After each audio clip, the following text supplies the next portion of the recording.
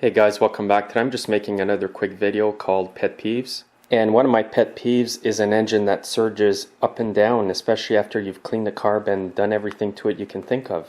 Just the sound of a surging engine can get on people's nerves. What I'm going to do now is start up this engine and just let you hear it for a while.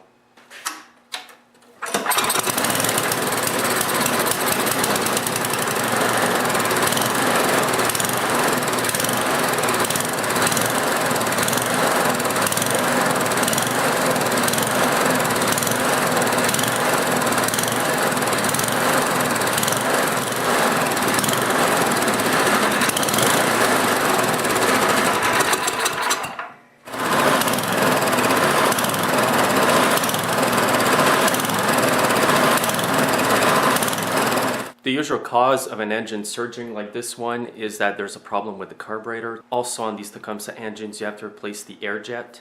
It's a little air jet like this, part number 640016. In some cases you can use part number 640027. And to replace that you remove the little plastic cap over here, remove the screw, it's just a slotted screw.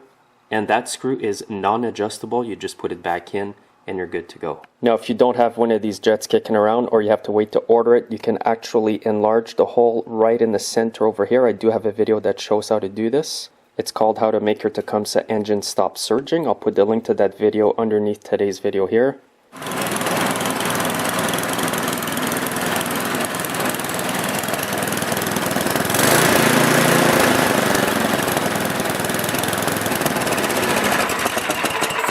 As you can see, the engine ran much better here. What I did is I replaced the jet. It's not always going to be the repair to your carburetor because some equipment has a different carburetor altogether. If you clean your carburetor, replace the jets and everything, and you still have this problem of surging, you may have to replace the whole carburetor. I just used this engine here as an example today because I often run into this issue with these engines.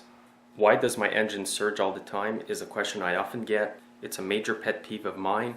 It is to those who ask me questions as well. They often tell me that it is very annoying. So if you have that problem, check the carb, make sure it's clean, make sure it's getting good fuel flow to the carburetor itself, make sure your gas tank is venting as well properly.